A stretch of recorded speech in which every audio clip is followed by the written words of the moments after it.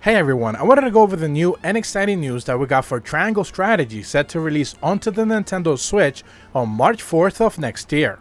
If you watched the most recent Nintendo Direct, you know that they showcased about a minute and a half of gameplay, but pretty much told you to go directly to the website and be able to obtain all the information and the changes that the game has seen after the survey information that they basically took.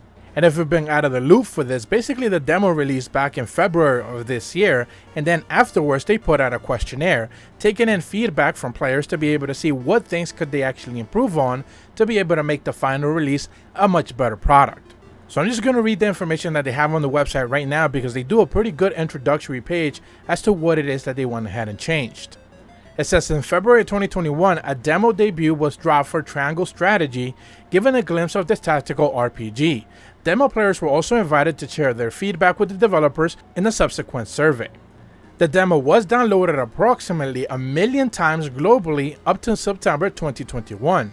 There were approximately 25,000 survey responses as well between February 22nd and March 21st, and thank you for all the feedback. The development team took time to go through the responses, making adjustments for the final product we're now calling Triangle Strategy. We're grateful to have received a ton of responses from the people all over the world, and we're glad the developers have gotten a chance to see the positive feedback and the suggestions for each one of the regions. We're working on various improvements for the final release, and we took a lot of the information to heart. Then, subsequently, they start listing off what the biggest improvements are heading into the final release of the game in March of next year. First and foremost, they speak about loading times. Loading times during the events have been reduced, and now they're approximately about 10 seconds shorter than most notable scenes. They're also aiming to make them shorter by the game's launch. When it comes to events, it says that in the demo, it was necessary to return to the world map after seeing an event. In the final version of the game, you will be able to view a series of scenarios in event by succession, reducing the number of loading times and pretty much players being sent back to the overworld. Autoplay and skip features have also been added, where autoplay can be activated during the event with the ZR buttons, and events can be skipped altogether with the plus sign as well. Conversation logs have also been introduced as well, so you can actually check back what other characters said previously or in other conversations. The cursor speed of the world map has also been made faster when selecting events. Additionally, icons for character episodes and the side stories have also been made easier to distinguish.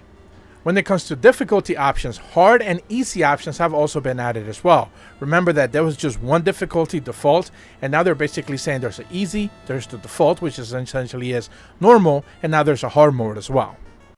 When it comes to battle operation, they're saying that camera controls have been adjusted completely.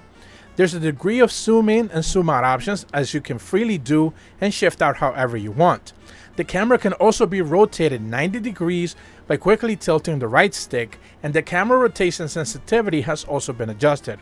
So pretty much one of the things that I saw a lot of people basically praise was the fact that it takes a lot of the cues from like Final Fantasy Tactics. The same camera style, the same camera angles, the same idea is just now being implemented into this game, which again, if you're taking cues from Final Fantasy Tactics, you're gonna be pretty well off. They also add that by changing the commands while hovering the cursor over the enemies with the attack range, you can compare and evaluate estimated damage and accuracy rates. Simulation mode is also being added, allowing you to check the estimates results and actions against enemies inside and outside of their attack range. So this is one of those features that I do think are extremely helpful. They pretty much tell you like, are you going to win if you attack, or are you going to lose and you're going to regret your decision? So you're definitely going to be able to want to take advantage of that simulation mode. They also mentioned that weapon type icons are now displayed to easily distinguish as enemy types are about to attack. Added emphasis to target lines extended from boss characters are also specifically and powerful attacks are being made easier to see as well. Whenever you hover the cursor over an enemy, it'll display the turn order, and in order for you to be able to see it all the time, you're also going to be able to see it in the overlay as well. In the last section, they go over other changes and improvements, starting with button prompts being required whenever you want to enter in and outside of buildings, panel colors being easily adjusted for you to be able to see things a little bit better, added new icons telling you new information, added features that automatically clear quick save datas, implemented gameplay tips during loading screens, which is also good, added screens during battle preparations to show which units are not necessarily deployed at that given time, added features to display guides and terrains during specific battles, added features to allow button guides information at the bottom of the screen whenever they're actually hidden, added features to show characters' final destination prior for you to be able to use an ability so you know where they're going to be able to land if your ability actually causes them to move different tiles. A new added retry feature if you actually lose a bout, and button segments have been assigned as well. So a lot of changes and a lot of quality of life improvements, I think, which is something that you always want to see be able to developers to add into a game whenever it's about to launch. That's kind of like the great thing about the feedback that they did with this, because remember, they did this with Octopath Traveler as well. They took in a lot of feedback for that game, and even though the story wasn't necessarily perfect or anything along those lines, that game was so much better from the demo stages to the final release, and even like changes that we've seen since then as well, because they did a couple of quality of adjustments as well post-launch. So I would expect that Triangle Strategy is also going to see post-launch additions or changes, because they're always working to make the game a better product. Also, presumably, and this is just me speculating, chances are this game is going to launch on PC probably like a year later. It's most likely going to be like a Switch exclusive for like a year, and then it'll launch on PC later. So they definitely want to be able to, whenever they add like, you know, mouse controls and stuff like that, you also want to be able to make a better product for PC players, because they're a little bit more picky. They do close out their post with a note of the developers, and it says, based on the survey results, we have used the higher expectations for the game's story, the personalities of the characters, and the systems for leveling up and improving characters in tactical strategy games. These are the elemental basics that you may not have been able to fully enjoy in the demo, but you can actually enjoy in the final game. However, in the final version of Triangle Strategy, you will be able to experience the events leading up to the invasion. As to what happens afterwards, you choose to make specific decisions. The story will branch out in various ways, and many unique characters will enter the story. We hope you look forward to it. Lastly, our development team is very happy to receive encouraging results about purchase intent from those who responded to the survey. We'll continue to develop the game in an effort to meet your expectations. We appreciate your continued support for Triangle Strategy, and this is basically written by the producers, Arai and Asano.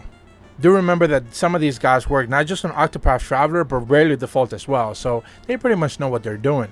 I do think the only real change here is the fact that it is a strategy game. It's not necessarily directly an RPG, although it is by nature, because it is a strategy game.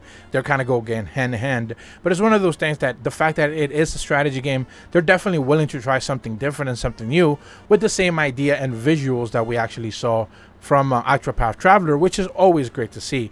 In fact, I actually made a video separately a couple of weeks back talking about just like 7 big high-profile HD 2D games that are set to launch within this year and next year that you might definitely want to check out. So I'm going to leave a link in the description below if you haven't necessarily checked that out. But that's going to be it for this video. Hopefully you guys found that informational and you are excited for Triangle Strategy's upcoming release on March 4th of next year. If you're brand new to my channel, be sure to leave a like and subscribe. Hit the bell to receive notifications when the videos go up. And as always, thank you so much for watching. See ya.